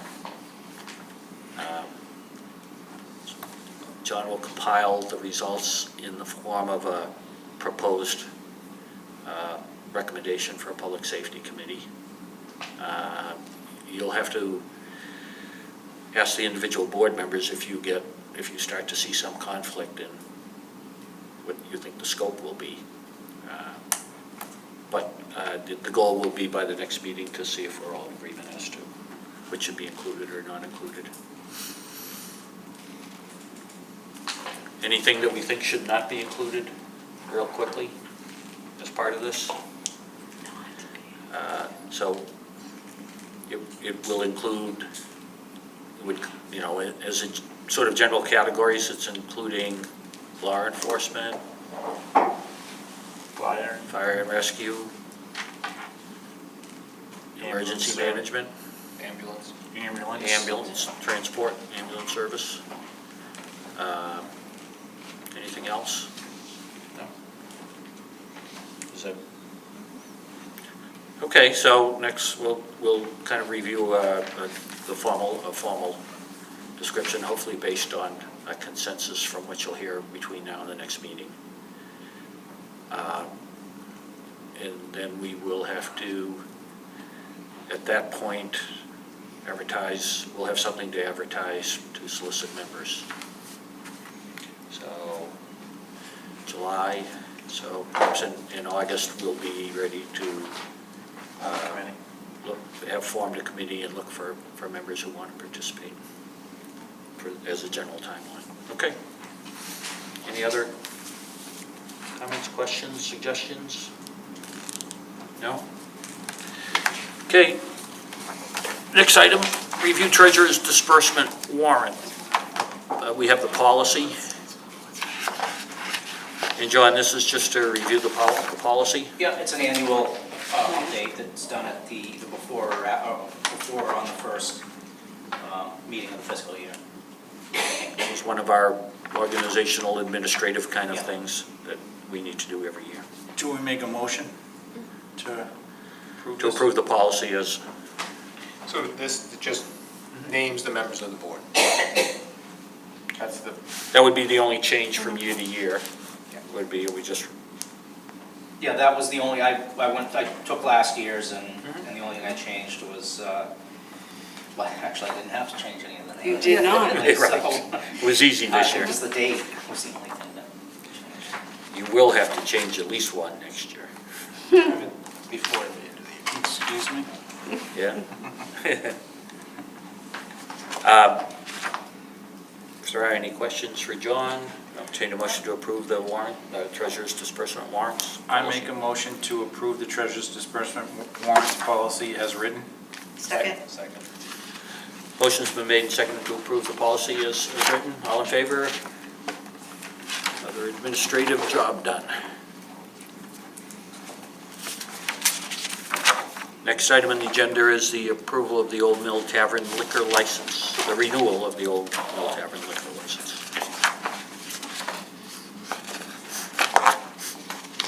I make a- No issues. No issues, something we do every year. I make a motion that we approve the Old Mill Tavern's liquor license for 2027, Second. 6/7, yeah. The motion's been made and seconded. All in favor? 5-0. Next item on the agenda is the Maine Municipal Association Yep. nominations. Not a requirement, but if you are, if you want to as a board, one of the nominations is for the Legislative Policy Committee, and then the other one is for the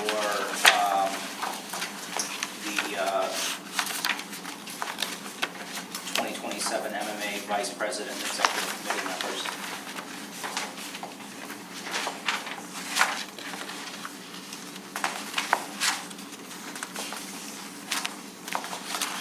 Any interest?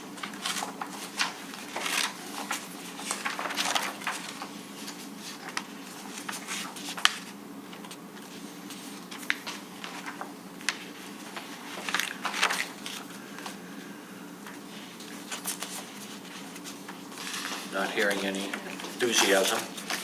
We don't really know these people. Yeah, honestly, I don't know if I recognize Yeah. people or anything, so it's hard to. Yeah, I mean, you can look I know. at what they wrote, but Yeah. not really, So John, but we can take no action on this. yeah. Is that the consensus of the board? Yes. Yeah, it's hard, not Yeah. really knowing. I think.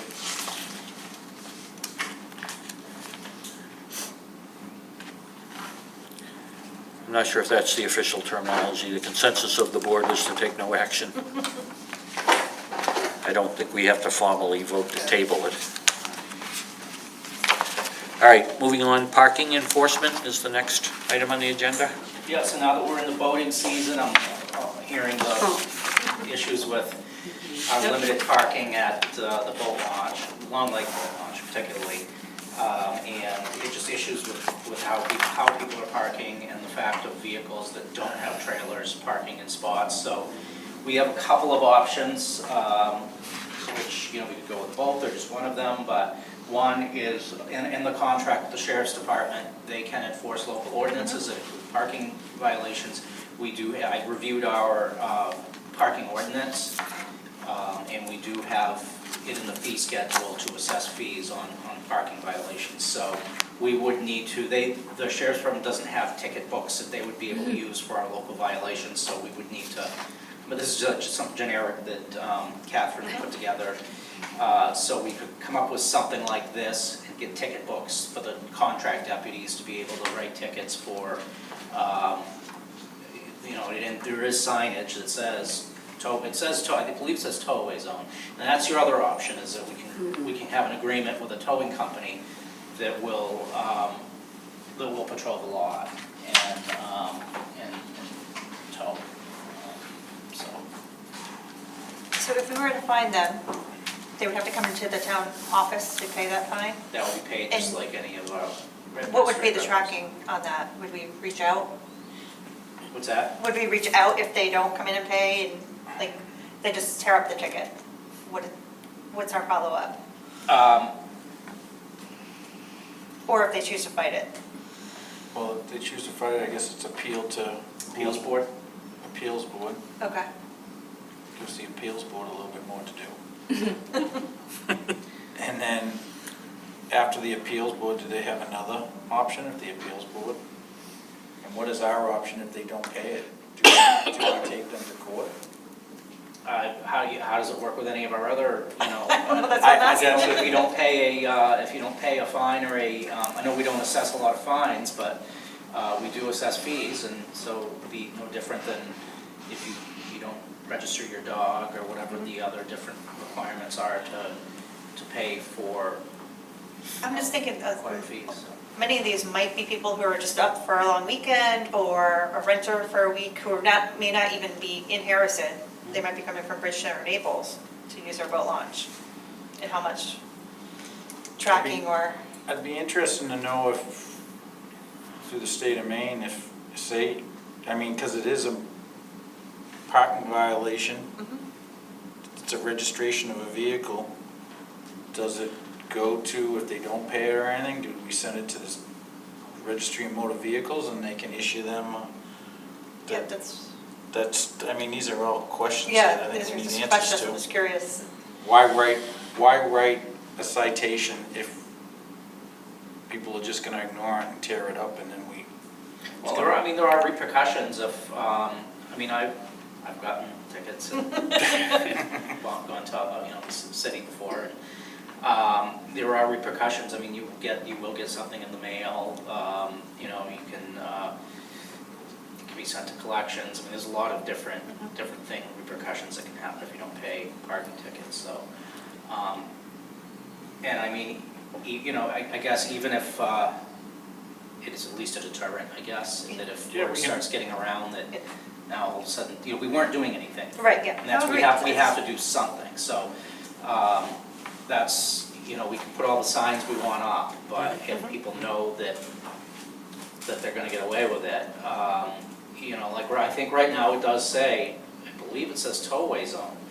But what it's lacking, and I did talk with a tow company, and they said they have their own signs that they would be able to use, and it would, a little bit more, this lot is monitored by such and such tow company, this is the phone number to call, and that allows for people who, you're trying to park your boat trailer, and there's somebody parking sideways, taking up 3 spaces, there's a number to call, and I think that, that could lead for a little bit more, better compliance, rather than just the sign that says, boat trailer parking only, towaway zone, but Yeah.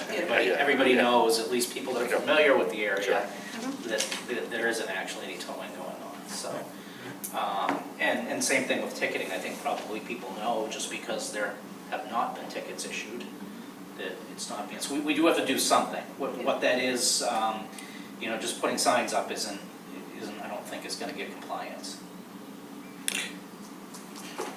Because we already have the signs up. Yeah, do we know what the major problem is? Is it just that there's too many boat trailers parked? We don't have enough parking for boat trailers. There isn't, there's not, So- it's not, Right. Well, we're the only free Well, boat I'm landing. sure there's a limited parking at all boat ramps.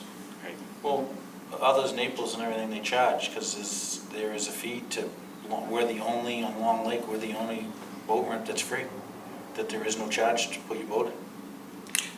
Correct, so we A lot draw come more of a down here for crowd, that so reason. it contributes to the problem. So the intent is to start with noticing for violators to get notices. And it sounds like we want to clarify how the process will play out once they get a notice. What is the fine? Do you know, parking fine?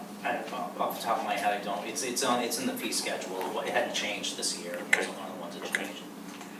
And so I think the big question seems to be that if they don't pay the fine, what the enforcement mechanism will be. I believe our parking policy also says it doesn't necessarily just have to be the sheriff's office. I think as town manager, you can say, like the harbor master or something, if they're out there and see something, they can also. So we may want to double check that to see if there's other people who might be out there. So To be able to looking at- issue the citation? Yep, if they're out and about doing stuff and see it. I think we need a larger review of our parking ordinance. We've established recently that the ordinance says that there is no parking on the streets in downtown Harrison, including Smith Street, Winslow Street, High Street, and School Street. The ordinance says no street parking, but we allow that. So I think we should review the parking ordinance. I think 117's included, I think that, I'm pretty sure it's right to the Bridgeton line is what it says in that ordinance, but, you drive by there and. There's parking Well, spots on the carved out there weekend, though. There's all kinds of parking Yeah. of, vehicles with boat trailers, that's where their parking is, right on 117, so. And there is no available option for finding additional trailer parking. I think we need to look into the property where the farmer's market used to post up, that's owned by the water district.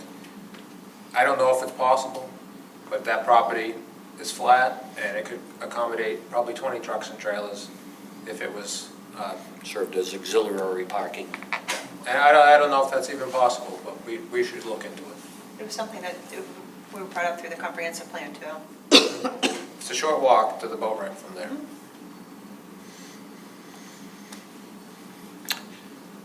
So it would be good to know that there aren't any options if we are going to start issuing violations at the same time.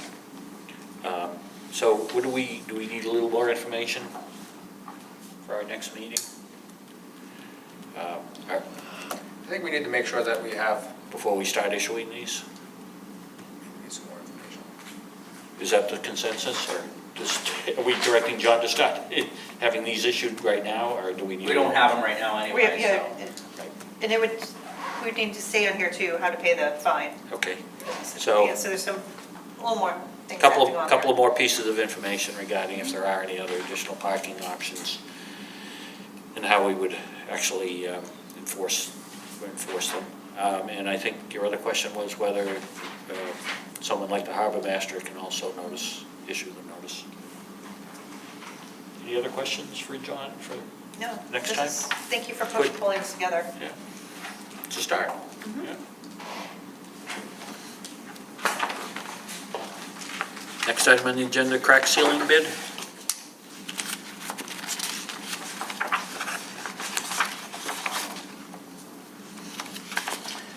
Two bids came back.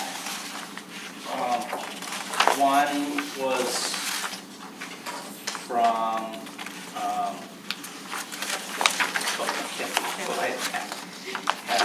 Coastal road repair, and the other was Seamus paving and seal coating. The reply from, the bid reply from Coastal was a lot more thorough. The prices were better, and there were some questions about comparing apples to apples with Seamus that did not get answered. So the recommendation is to go with Coastal road repair for crack sealing. And the first page is the list of what the price per road would be that's within our budget.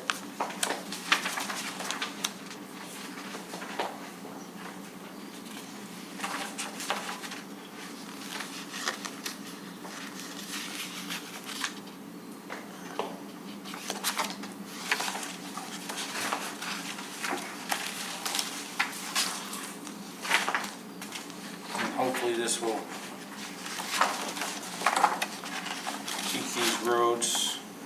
It should extend the life of these Extend the life roads, of the and roads. what would be nice is if we can get it done before, while we still have the software, to be able to have the crack sealing done, maybe even some paving done, and then do an update of the road scan to see what we're looking at as a result of both the preventative maintenance and what we were able to get paved. So, We budgeted $50,000 in capital. we did, yeah. You need a motion from us to Yes. approve. Yep. We will, just, Have we looked into, I'm sorry. so I think, well, I don't know if the question was on that procurement process. So there's no shared options, say with GP cog, for example. Crack sealing isn't one of the ones that GP cog does, regional.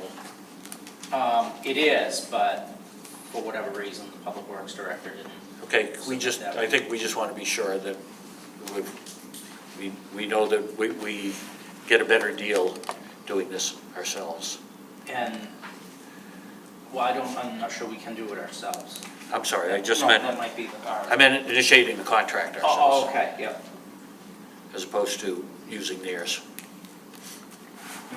Also, have we looked into any other towns that has used coastal, and have they been happy with what they? There are references in here. The Maine DOT was their big reference. Yeah, Maine DOT is, They're also the ones that they just did the sidewalk. yeah, that's right, they just did the sidewalk project. oh, they just did the sidewalks. For the Maine DOT.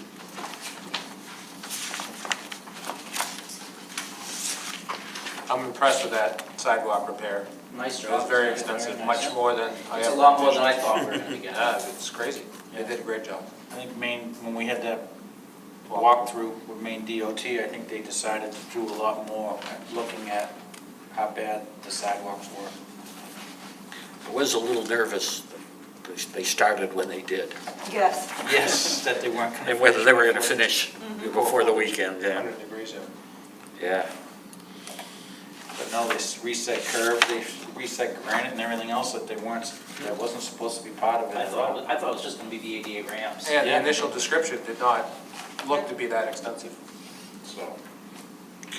So are we ready to have a motion on approving the crack sealing bid? I make a motion to approve coastal road repair, accept their bid on crack sealing. Second. Motion's been made and seconded to approve the award the crack sealing bid to coastal road repair. For the roads that were listed. And 1, 2, 3, 4, 5, 6, 7, 8, 9, the 9 roads we have listed. In case someone is interested, we have the list available. Motion's been made and seconded. No further questions? All in favor? 5-0. John, if you could just confirm that there's no regional or shared GP card bid. We just approved this bit, though. No, I know, but we could rescind that if he found out that we missed something in the process. Do you want to just name the roads for the people that are watching Well, online? the road roads listed in the estimate are different than that roads in that short list, so. Or there's 9 roads listed on one list and at least 11 on the other. Can I request that on next week's newsletter, we just publish the list? Newsletter? Yeah, we put the publish of the official list of the roads that will be cracked sealed.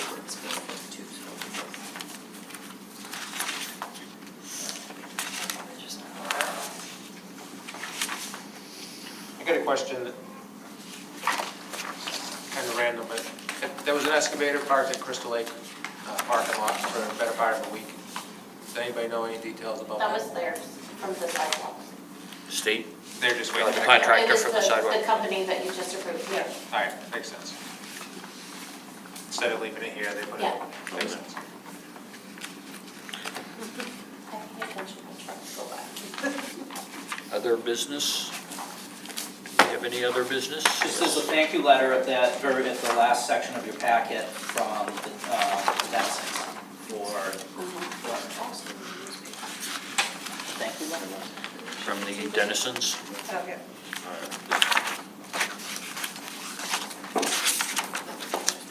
I gotta find out what's up with that plaque.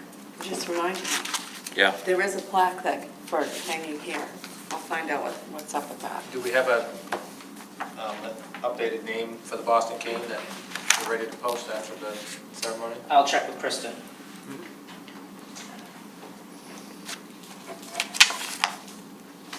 My guess is that's probably I'm sure she has. going on there as part of the Yeah, July 16th, yeah. yeah.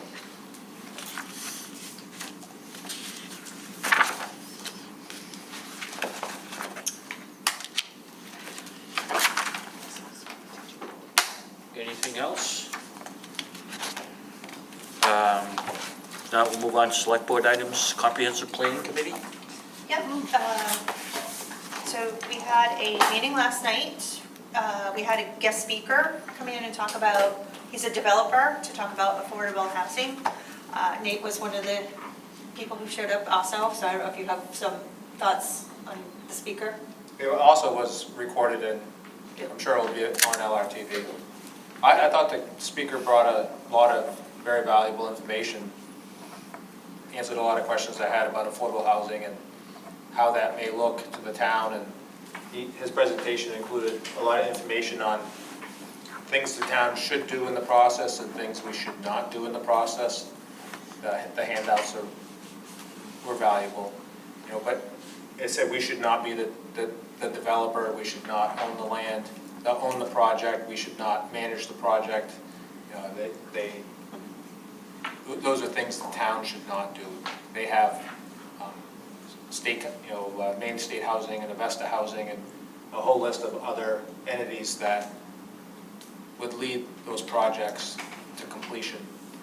And it was a good presentation, about 45 minutes or 50 minutes that he spoke. Covered a lot of information.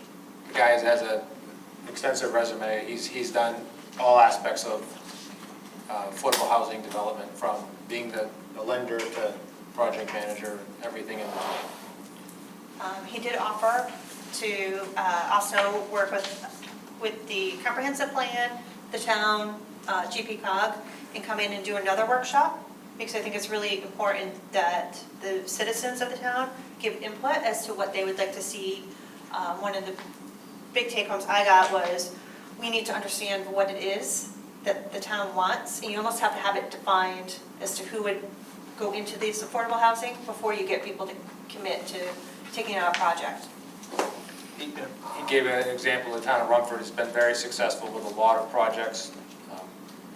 He also said that the town holds a carrot and a stick, basically entice people to come here. He thought that based on our current demographics, the vast majority of ownership, that he thought a project where the end result is owned units would be appropriate for town, but then there was a lot of feedback that there was a need for rental projects. I have a question. My question is that at the first session where we had 80 people there, affordable housing was at the very bottom of the list of what the citizens wanted, and it seems like being pushed when most of the citizens, I mean, the top two things I believe were recreational and open space. And it just seems like this comprehensive plan is being driven more towards affordable housing. I know it needs to be part of the comprehensive plan to be approved by the state, but I'm just concerned that the citizens aren't being listened to, that the citizens spoke at that, and it wasn't a high priority. I mean, I think the town needs it, I believe the town needs it, but that's just my opinion, but, And that's why I think it would be really critical to have another workshop and bring everyone in to hear what they have to say. yeah. I also, we should take into consideration, I would guess that a lot of the people that would most benefit from affordable housing aren't the people who attend our meetings. So, you gotta consider your audience. Affordable housing is a serious issue in this town, it's just almost non-existent. Anybody who grows up here and wants to, move out of their parents' home, there's no opportunity in Harrison. Elderly person that wants to downsize into a smaller home in our community, there's almost no option. I agree. And, but the process, the housing pool that we have leads towards more second homes and less families and less children. And if that's the vision that, everybody wants to see, then we continue on the same path. No, that's a great point. Do you have a good idea how we can start to reach out to some of those people and get their input? The ones who would benefit? Because that's really what we need, right? That if we're not getting the right part of the population, we need to figure out how to get in touch with the part of the population we need their feedback from. I don't know immediately, but. No, I know, and definitely this is where. You don't have the names on. No, and I don't want names to No, I seem know. like, but, it's gonna struggle with the comprehensive plan of how do we get the outreach to the right groups and get their input. Their feedback's very important, but we. Yeah, no, I mean, and we- just last night, how many people did you have we had a. I was the only person other than Yeah. committee members. Yeah, that's, Yeah, It's almost like you need to suggest something extremely controversial. yes, and We're that's what. going to pave radar, I don't know, right? And then you're gonna get a lot of people. no, but I that's. don't know, I don't know how right? we've struggled with that all along. I Sure. think people, look at tonight, we have 3 people in the audience at select board meetings. It's town meetings, same way, everything, but this is we had that one meeting with 80 people, I understand, but we need to find out what the town wants. As a No. whole, right? As a It's not whole, just- yeah, as a and not whole. that- Yeah. The other thing we may have to consider, and it's the same problem, I think, with short-term rental, is we're almost going to have to state the opposing opinion and what happens if you don't do these things. I mean, we've sort of talked about the demographics problem, and, but sometimes you have to say taking no action is action, and the result will follow a path that no one wants to wind up down there. I think the whole problem, it's the whole sustainability issue is no one really relates to that, and they don't put having long-term sustainability as at the top of their priority list because of all the other demands that are more immediate. But so it may need to be some way to frame it as the choice if you don't do certain things, what the results are likely to be, so that people don't feel that they can comfortably simply ignore the problem with it, which I think is what you're saying is it's not high on their list Of the people we polled. Well, right, and so the only way to get maybe the attention of the people who haven't participated is to say, what's the other scenario? What's going to happen if we don't do something?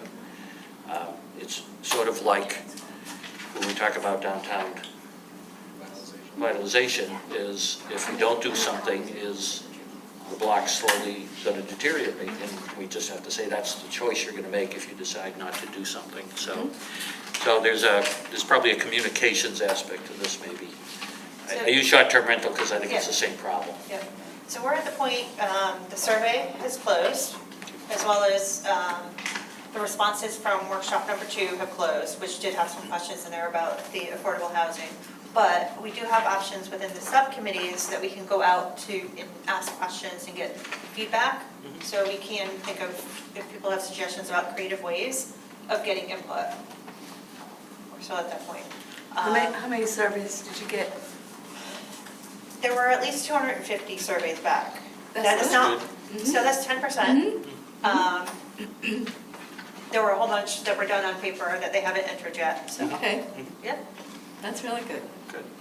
So we'll get a better, Yep, so DPCOG is going to pull all the data together. They're going to get it to the Comprehensive Plan Committee, the raw data, for the next meeting at the end of July.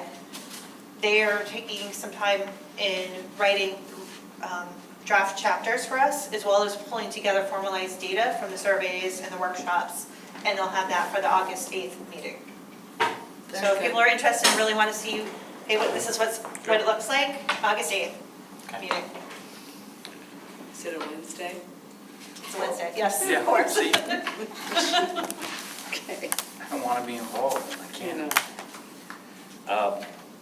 Has there been a discussion of, I know our ultimate target was town meeting next June. That's still what we're aiming for. So I believe the plan is, we'll have some draft chapters and everything. They're going to do one more workshop, September, October timeframe. And we'll have still a draft copy, but that people can look at the different chapters and give feedback, because there'll still be time to reformalize things and have, I believe the plan is April, to have a form so that people can actually start reading it, and then it be voted on in June. Good. Good, thank you. Any questions? I know your meetings are on Wednesdays, but I would make a suggestion that possibly you might change them during the summer. During the summer? Yeah, because, I mean, I'm not, we had over 160 last night Yeah, at Music Heels, and some of those people probably, I know I'm on the subcommittee for affordable housing, but I couldn't Right. go last night because Right. You kind of had 160 I people had at your house. 160 Yeah. people at my house, so Yeah. I couldn't leave. I will put something out there for that. Okay, thank you. Thank you. I have something. You have something? Yep. Yeah, that I would have on other Yep. business. I spoke with John, and just, I think the board needs to come up with or John and the board needs to come up with a policy for signage. I noticed several, over the summer already, Deer Trees is posting advertising on the fence, the tennis court fence, the basketball court fence in downtown. I don't know if they've asked anybody or they've just done it, but I think we need to come up with a policy, because if they're doing it, what if then someone comes up with something else that might be controversial, that, and we don't have anything in place, and then someone says, oh, well, Deer Trees was able to do that, why can't I do that? So I think we need to come up with some type of Formal policy. formal policy in regards to Okay. advertising anything on town property. Agreed, because down by Long Lake Boat Launch too, that gets, Well, if Jim takes those out I on know. a regular basis and puts them in, well, I know Highway Department Yeah. or Al takes them out and Yeah, they they brings get them to close. Jim, and then Jim calls those people and say, if you want your signs, you can come get Yep. them. But I think those are just businesses. those are just Yeah, I think businesses. like the and nonprofits. Profits, non-profits yeah. and stuff, Yeah. but I just think we should come up with some type of policy so that if something controversial, they don't come before the board and then say, well, why is this person being able to do it and we're not? So I think we should just have a policy. So, another to-do. Sorry, John. That's okay. But I just think it's something that, you know, if we have it, then it's, won't be controversial. So you're saying it's town-wide or just on town property? Just on town property. You know, just on town property. If someone wants, I just think that, like their Avenue Q, which I think is great, but what if someone else comes in and... Well, it's just real easy to hang a sign on a chain link fence, right? Yeah, no, that's what I'm saying, you know, and Okay, we don't allow business, you know, so I just think we should come up with some. fair enough. They should at least ask. Yeah. See, even while you still knock the policies off, Just keep adding to the list. Anything else?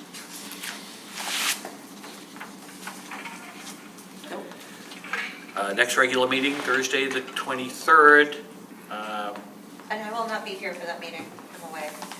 Okay. What? And you'll let us know regarding the school district meeting. Yeah. Other than that, nothing else on the agenda except adjournment, so. I'll make a motion to adjourn.